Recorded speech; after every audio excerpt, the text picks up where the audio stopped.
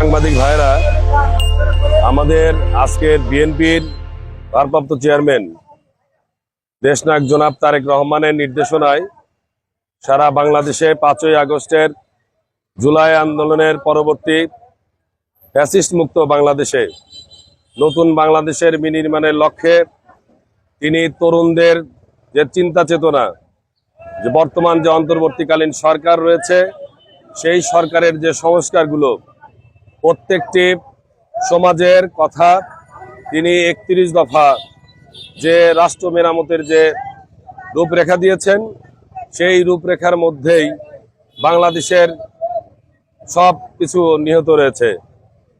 আজকে সেই 31 দফার যে মূল লক্ষ্য, সেটি হলো অন্তর্ভুক্তিমূলক এবং বৈষম্যমূলক সম্প্রীতিমূলক একটি সরকার গঠনের জন্যে তিনি 31 দফা মেরামতের যে গঠনের লক্ষ্যে যে শর্ত দিয়েছেন, সেই দফা নিয়ে আমরা সারা বাংলাদেশের, বিশেষ করে আমরা সিরাজগঞ্জ জেলা বিএনপির পক্ষ থেকে আমরা বিভিন্ন ইউনিয়ন, ওয়ার্ড এবং থানা পর্যায়ে অলরেডি আমরা বিগত কয়েক মাস হলো কাজ শুরু করেছি।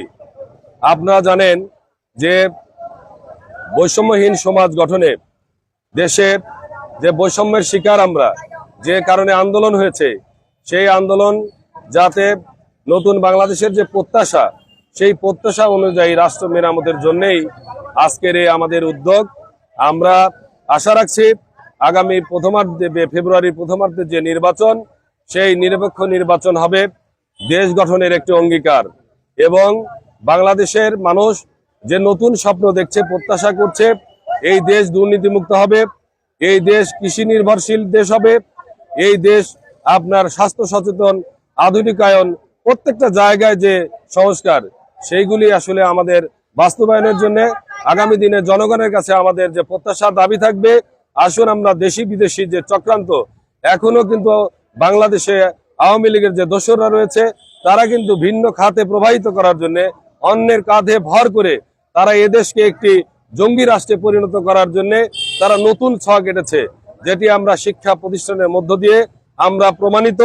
আগামী দিনে জনগণ এবং তরুণ সমাজ এবং মা বোনেরা যাতে ভুল না করে, যাতে বিএনপিকে আজকে আমাদের ফেব্রুয়ারির প্রথমার্ধে যে নির্বাচন, সেই জাতীয় নির্বাচনে যাতে ভোট দিয়ে জনগণের সরকার প্রতিষ্ঠা করে, এবং দেশনায়ক তারেক রহমানের নেতৃত্বে 31 দফা যদি বাস্তবায়ন হয়, ইনশাল্লাহ আমরা আশা রাখছি অচিরেই বাংলাদেশ আবার ঘুরে দাঁড়াবে। ধন্যবাদ সকলকে। আসসালামু আলাইকুম। 30 দফা বাস্তবায়নের লক্ষ্যে যে সমাবেশ, সেই সমাবেশের সম্মানিত বিএনপির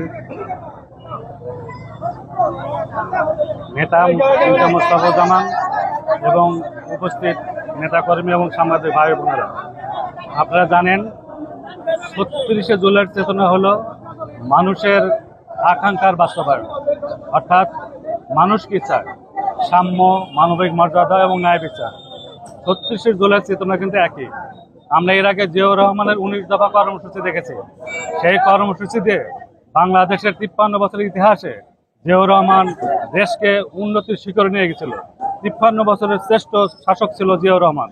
তার দিক নির্দেশনায় এবং তার পদাঙ্কন করে আমরা 31 দফা বাস্তবায়ন করে তারেক রহমানের নেতৃত্বে সোনার বাংলাদেশ গড়ব, এবং এই বলে আমি আজকের এই লিফলেট বিতরণের উদ্বোধনী অনুষ্ঠান ঘোষণা করছি। সবাইকে ধন্যবাদ। আসসালামু আলাইকুম।